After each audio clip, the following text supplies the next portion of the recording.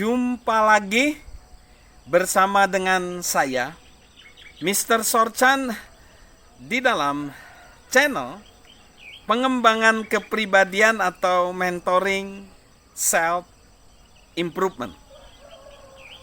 Konteks besar kita adalah bagaimana kita bisa meningkatkan nilai hidup orang lain. Bagaimana kita bisa meningkatkan nilai hidup orang lain. Tapi sebelumnya, coba pikirkan, setujukah kita bahwa membantu orang lain itu baik sebagai seorang individu maupun sebagai seorang pemimpin itu sangat bernilai tinggi? Kalau kita katakan iya, itu bagus. Bisakah kita melihat bahwa tindakan penuh tujuan adalah kunci untuk menjalani hidup bermakna dan meraih kebermaknaan? Jika demikian, jika kita sepakat seperti itu, bagaimana caranya kita bisa menambahkan nilai hidup orang lain? Yang pertama, apa yang telah diberikan kepada saya? Kita tanyakan itu.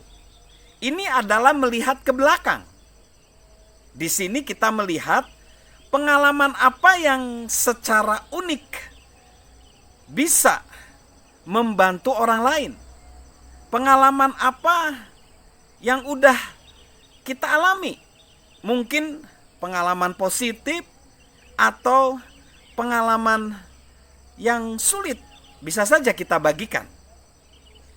Ada orang misalnya yang pernah bermasalah tentang pola makan, dan mereka akhirnya menggunakan hal tersebut untuk mendampingi, untuk membantu, untuk menolong orang yang memiliki masalah serupa, yaitu masalah pola makan.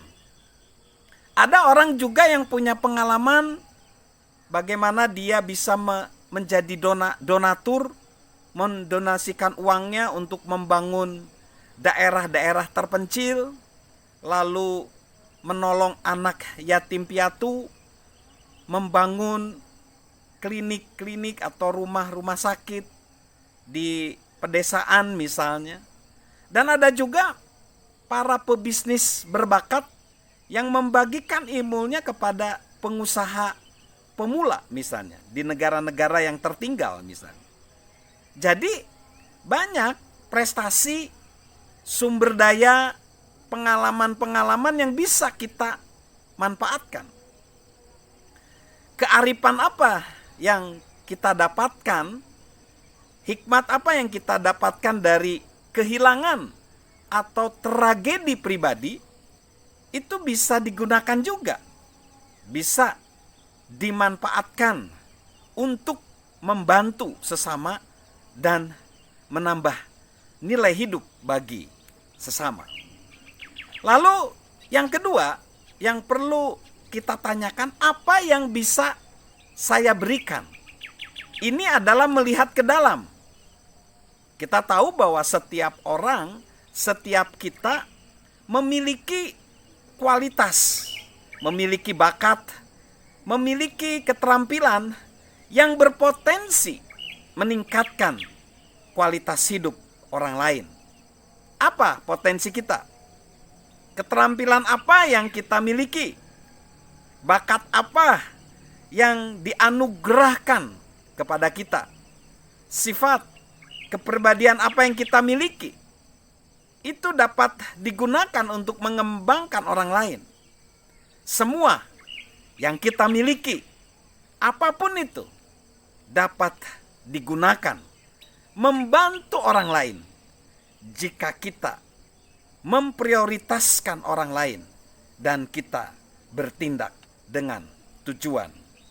Lalu pertanyaan ketiga yang harus kita tanyakan kepada diri kita adalah, apa yang bisa saya lakukan? Ini cenderung kita melihat ke dalam, ya. Maaf, ini melihat keluar maksud saya. Jadi apa yang bisa saya lakukan ini melihat keluar. Nah, kita seringkali hanya melihat apa yang ingin kita lihat dalam diri orang lain. Tetapi melihat keluar dengan keinginan untuk mengembangkan orang lain, itu mengubah cara kita melihat orang-orang yang sama. Idealnya, itu akan menginspirasi kita berinvestasi pada diri orang lain setiap hari. Setiap hari kita harus bertindak dengan tujuan untuk menambah nilai pada hidup orang lain. Setiap hari hendaknya kita punya jadwal dan bertanya sama diri sendiri, siapa orang yang mau saya bantu hari ini? Bagaimana saya bisa membantu mereka? Kapan saya harus melakukannya? Apapun yang bisa saya lakukan untuk orang lain. Dan kita tahu bahwa ketika kita menjalani hari, kita bisa mencari potensi dalam diri orang-orang di sekitar kita, dan kita melihat peluang untuk menambahkan nilai pada orang lain. Ada proses dalam menambah nilai kepada orang lain. Saya menyebutnya itu adalah 5M. M yang pertama model. Kita menjadi model, menjadi teladan. Artinya saya melakukannya. Jadi sebelum kita mengajari orang lain, kita sendiri harus berusaha melakukannya dengan sangat baik, hingga kita tahu apa yang kita lakukan. Yang kedua, mentor. Jadi diri kita sendiri, saya melakukannya, lalu orang lain yang mengamatinya. Pembelajaran dimulai ketika kita sendiri menunjukkan kepada seseorang cara mengerjakan hal-hal yang kita lakukan. Lalu monitor. Monitor itu artinya orang lain yang melakukan, kita yang mengawasi. Tak seorang pun bisa melakukan sesuatu dengan sempurna pada percobaan pertama. Orang-orang perlu dilatih.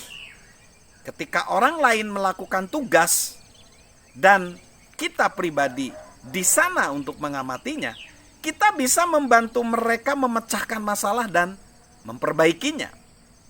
Lalu yang keempat, motivasi. Berarti orang lain yang melakukannya. Di sini kita menjadi orang yang selalu mencoba mendelegasikan tugas sesegera mungkin dan memotivasi orang-orang yang kita latih. Kita menjadi penyemangat terbesar mereka.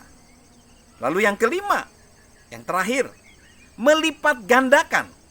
Berarti orang lain yang melakukannya dan orang lain lagi yang mengamatinya. Ini langkah terakhir. Jadi di sini kita tidak ingin siklus pelatihan atau coaching berakhir dengan diri kita sendiri. Kita ingin itu berlanjut. Setelah melatih seseorang untuk melakukan sesuatu, kita ingin mereka melihat sekeliling mereka, melatih orang lain seperti yang pernah kita lakukan kepada mereka.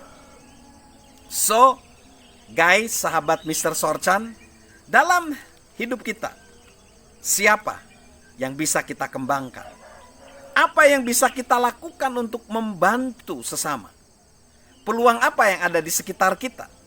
Apa yang harus kita lakukan sebenarnya adalah bersedia, bertindak. Apa yang bisa kita berikan? Apa yang bisa dipelajari oleh anggota tim dengan bantuan kita. Bagaimana kita bisa membuat hidup orang lain menjadi lebih baik?